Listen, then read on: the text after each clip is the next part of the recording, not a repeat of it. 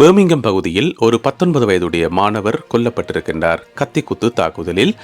இது சம்பந்தமான வழக்கு விசாரணை நடைபெற்ற போது ஒரு அதிர்ச்சிகரமான செய்தி ஒன்று வெளியாகியுள்ளது.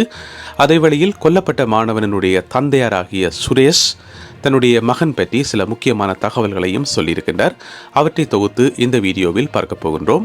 வெளிநாடுகளில் இருக்கும் குடும்பங்களை பிரித்தானியாவுக்குள் அழைப்பிக்கும் ஸ்பான்சர் விசா சம்பந்தமாக ஒரு ஆறுதலான செய்தி ஒன்று கிடைத்திருக்கின்றது. அதையும் இந்த வீடியோவில் பார்க்க போகின்றோம். அதேவேளையில் வருமானம் குறைந்தவர்களுக்கு உதவி செய்வது சம்பந்தமாக இன்னும் ஒரு கவுன்சிலிடம் இருந்து ஒரு முக்கியமான அறிவிப்பு வந்திருக்கின்றது. இவை உள்ளிட்ட பல செய்திகள் இந்த வீடியோவில் காத்திருக்கின்றன. வீடியோவுக்குள் போகலாம் வாங்க. தமிழடியான் UK யூடியூப் சேனலுக்கு உங்கள் அனைவரையும் வருகவன் அன்புடன் வரவேற்கின்றேன். பிரித்தானியாவில் வாழ்கின்ற தமிழ் மக்களுக்கு பயன்படக்கூடிய முக்கியமான தகவல்களை தாங்கி வருகிறது தமிழடியான் UK யூடியூப் சேனல். எங்களுடைய சேனலுக்கு புதிதாக வந்திருக்கின்ற அன்பான உறவுகளே, உங்களுக்கு நேரம் இருக்கின்ற போது பழைய வீடியோக்களையும் பாருங்கள். அங்கேயும் உங்களுக்கு பயன்படக்கூடிய ஏராளமான தகவல்கள் உள்ளன. பர்மிங்கம் பகுதியில் ஒரு 19 வயதுடைய மாணவர் கத்தி குத்து தாக்குதலுக்கு இலக்காகி கொல்லப்பட்டிருக்கின்றார்.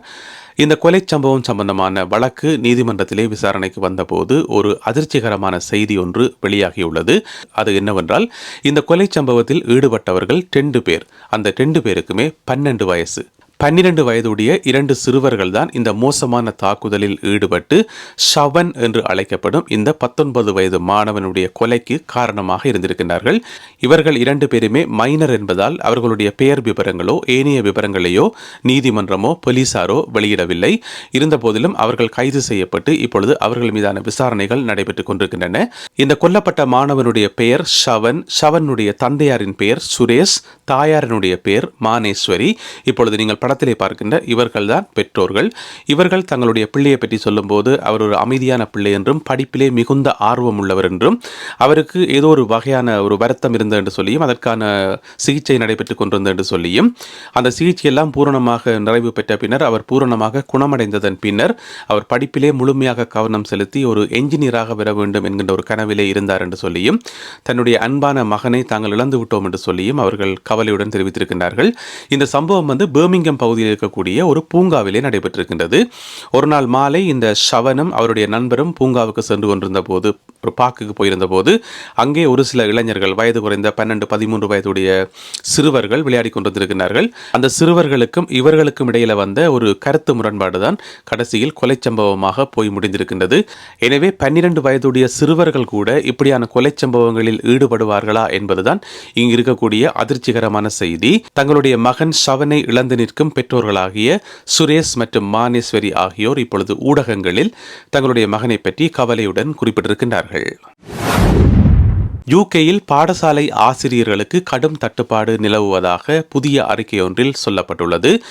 ஏராளமான ஆசிரியர்கள் தங்களுடைய ஆசிரியர் தொழிலை விட்டுவிட்டு வேறு தொழில்களுக்கு செல்வதாகவும் இந்த அறிக்கையில் சொல்லப்பட்டுள்ளது. ஏற்கனவே உங்களுக்கு தெரியும், லேபர் கட்சி ஒரு முக்கியமான அறிவிப்பு ஒன்றை விடுத்திருந்தார்கள். தாங்கள் ஆட்சிக்கு வந்தால் 6500 புதிய ஆசிரியர்களை பணியிலே சேர்த்துக் கொள்வோம் என்று சொல்லி லேபர் கட்சி அறிவிச்சிருந்தது. அதுக்கு காரணமே UK பொறுத்த வரைக்கும் ஆல் ஓவர் த UKல நிறைய ஆசிரியர்களுக்கான தட்டுப்பாடுகள் தொடர்ந்து இருந்து கொண்டே இருக்குது. அப்படியான ஒரு சூழல்ல ஏற்கனவே ஆசிரியராக இருப்பவர்கள் தங்களுடைய தொழிலை விட்டுட்டு வேற தொழிலுக்கு மாறுறது ஒரு புதிய ஒரு சவாலாக, புதியதொரு சேலஞ்சாக பார்க்கப்படுது. எனவே இந்த பிரச்சனைக்கு ஒரு தீர்வு காண்றதுக்கு ஒரு யோசனை ஒன்று முன்வைக்கப்பட்டிருக்கு. என்று சொன்னா, இனிமேலும் ஒவ்வொரு வெள்ளிக்கிழமையும் வெள்ளிக்கிழமைகள்ல பகல் 1:40க்கே பாடசாலைகளை மூடலாம் என்று சொல்லி ஒரு ஆலோசனை என்று சொல்லப்பட்டிருக்கு. அப்படி 1:40க்கு பாடசாலையை மூடுறதால ஆசிரியர்மாருக்கு கொஞ்சம் கூட நேரம் ஓய்வு கிடைக்கும். சனி ஞாயிறு ஓய்வுடன் சேர்த்து வெள்ளிக்கிழமைகளிலும் ஓய்வு கிடைக்கும். எனவே அப்படியான ஒரு ஓய்வை கொடுப்பதன் மூலம் ஆசிரியர்மார் ஆசிரியர் பணியில் இருந்து விலகிச் செல்வதை தடுக்க முடியும் என்று சொல்லி ஒரு ஆலோசனை சொல்லப்பட்டிருக்குது ஆசிரியர் மட்டத்தில். இந்த ஆலோசனை இனி விவாதங்களாகி அது நடைமுறைக்கு வருமா இல்லையான்னு சொல்லி தெரியல. எனவே 1:40க்கு பாடசாலைகளை மூடுகின்ற இந்த முயற்சிக்கு பெற்றோர் தரப்பில் இருந்து எதிர்ப்புகள் வந்திருக்கு. ஏன்னு சொன்னா, அவர்கள் வேலை செய்கிற இடத்துல இருந்து பாடசாலைக்கு பிள்ளைகளை பிக்கப் பண்ண வேண்டியிருக்கும்.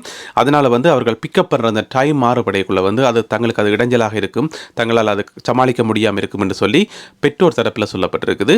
எனவே ஆசிரியர் தரப்பில் இருந்தும் பெற்றோர் தரப்பிலிருந்தும் இது சம்பந்தமான விவாதங்கள் இப்பொழுது நடைபெற்றுக் கொண்டிருக்கின்றன. இது சம்பந்தமாக இறுதி முடிவு இன்னமும் எடுக்கப்படவில்லை. தெற்கு லண்டன் பகுதியில் அடுத்தடுத்து 2 விபத்துகள் பதிவாகியுள்ளன. இந்த 2 விபத்துகளிலும் 2 பேர் கொல்லப்பட்டுள்ளார்கள். முதலாவது விபத்து ஞாயிற்றுக்கிழமை அதிகாலை 3 மணி அளவில் ஒரு கார் வேகமாக சென்று ஒரு சுவரோட மோதி, சாலையோரமாக இருந்த ஒரு சுவரோட மோதி விபத்துக்குள்ளாயிருக்கு. அந்த கார்ல போய் கொண்டு வந்த ஒரு பெண், 34 வயதுடைய ஒரு பெண் வந்து அந்த இடத்திலேயே கொல்லப்பட்டிருக்கின்றார். அந்த கார்ல பயணித்த ஏனைய மூவரும், 2 பெண்கள் ஒரு ஆண் உட்பட ஏனைய மூவரும் ஆபத்தான நிலையில் இப்பொழுது மருத்துவமனையில் அனுமதிக்கப்பட்டிருக்கின்றனர். இந்த சம்பவம் நடந்தது தெற்கு லண்டனிலே இருக்கும் கேட்ரம் என்ற நகரில். அதேவேளையில் அதே தெற்கு லண்டன் பகுதியில் இருக்கும் பிகின் ஹில் என்கின்ற இடத்தில் ஒரு 17 வயதுடைய இளைஞர் வேகமாக மோட்டார் சைக்கிளில் சென்று அது விபத்துக்குள்ளாகி அந்த இடத்திலேயே அவர் கொல்லப்பட்டிருக்கின்றார்.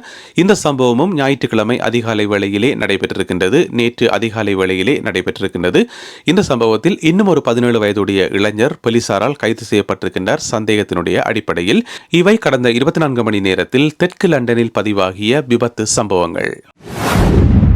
அடுத்ததாக காலநிலை பற்றிய ஒரு முக்கியமான செய்தி ஒன்று வந்திருக்கின்றது. நாளை செவ்வாய்க்கிழமை 11ஆம் திகதியிலிருந்து வரும் ஞாயிற்றுக்கிழமை 23ஆம் திகதி வரைக்குமான இந்த காலப்பகுதிக்கான காலநிலை UK முழுவதும் மேக்சிமம் 20 பாகை வரை வெயில் இருக்கும் என்று சொல்லப்படுது.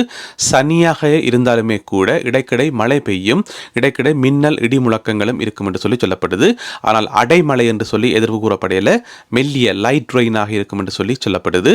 எனவே வெப்பநிலை ஓரளவுக்கு நன்றாக இருந்தாலுமே கூட மழை பெய்வது ஒரு இடைஞ்சலாகவே இருக்கும்.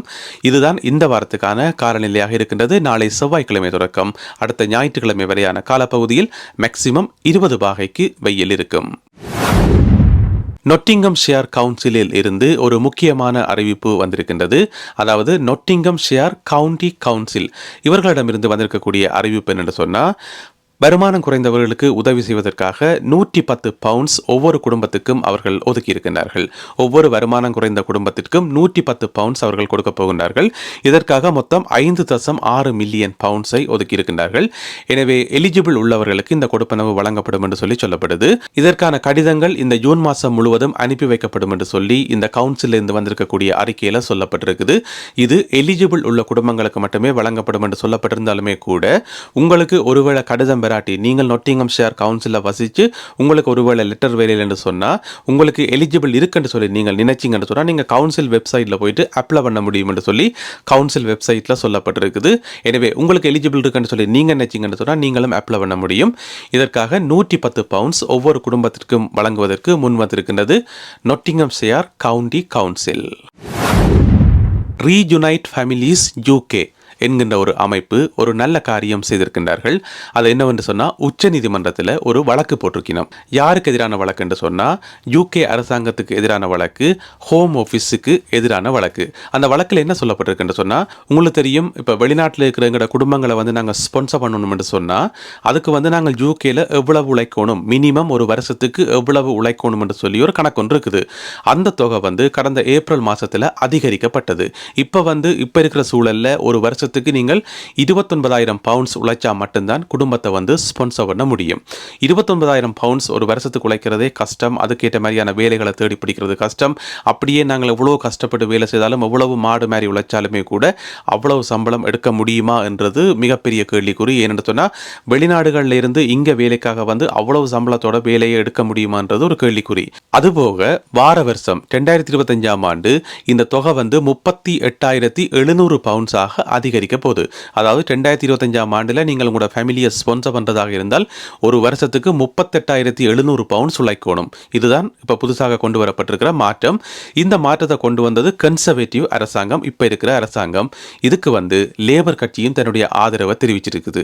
லேபர் கட்சி முடிய இதில் ஏதாவது மாற்றங்கள் ஏற்படும் சொன்னால் பரவாயில்லை. ஆனால் லேபர் கட்சியும் இதுக்கு ஏற்கனவே ஆதரவு தெரிவிச்சுக்கிறதால லேபர் அரசாங்கம் அமைஞ்சாலும் கூட இதில் எந்த மாற்றம் வராது. இது வெளிநாட்டிலிருந்து வேலை செய்கிறார்கள், ஏற்கனவே யூகேலேருந்து ஃபேமிலியை ஸ்பான்சர் பண்ணுறதுக்கு எதிர்பார்த்திருக்கிறார்கள், எல்லாருக்குமே ஒரு பெரிய ஒரு தலையடி. எனவே இதை எதிர்த்து, இப்படி தொகை அதிகரிக்கப்பட்டதை, இந்த மினிமம் சம்பளம் இவ்வளோன்றதை அதிகரிக்கப்பட்டதை எதிர்த்து இந்த ஒரு அமைப்பு உச்ச நீதிமன்றத்தில் வழக்கு போட்டிருக்குது. இந்த வழக்குக்கான விசாரணைகள் இப்போ நடைபெற்று கொண்டிருக்குது. ஒருவேளை இந்த வழக்கில் இந்த அமைப்பு வெற்றி பெற்றால், அதாவது ரீயூனைட் ஃபேமிலிஸ் UK என்கின்ற இந்த அமைப்பு வெற்றி பெற்றால், ஒருவேளை அந்த மினிமம் சம்பளம் இவ்வளோ இருக்கணும் என்ற அந்த கொள்கை தளர்த்தப்பட்டால், அது இங்கு இருக்கக்கூடிய இருக்கக்கூடிய எல்லோருக்குமே வந்து ஒரு மகிழ்ச்சியான செய்தியாக இருக்க முடியும். எனவே இப்படியான ஒரு வழக்கு போட்டு அந்த வழக்கு நீதிமன்றத்தில் நடைபெற்றுக் கொண்டிருக்கிறதே ஒரு ஆறுதலான விஷயம்.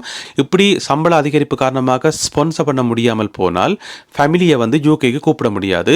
இது வந்து ஐநா சட்டங்களுக்கு முரணானது என்று சொல்லியும், மிக முக்கியமாக பெண்களுக்கும் சிறுவர்களுக்கும் மைனாரிட்டிஸுக்கும் அதாவது சிறுபான்மையினருக்கும் எதிரான ஒரு குற்றம் என்று சொல்லி இந்த வழக்கை தொடர்ந்திருக்கிற இந்த அமைப்பு வந்து நீதிமன்றத்தில் சொல்லி இருக்குது.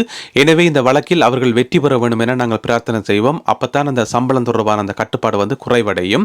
ஏனென்று சொன்னால் இதில் வந்து நாங்களும் அதாவது எங்களுடைய தமிழ் மக்களும் வந்து நிறைய பேர் பாதிக்கப்படுவினோம், ஃபேமிலியை வந்து ஸ்பான்சர் பண்ண முடியாமல். எனவே இந்த சம்பள அதிகரிப்பு வந்து எப்போவுமே சாத்தியமில்லை.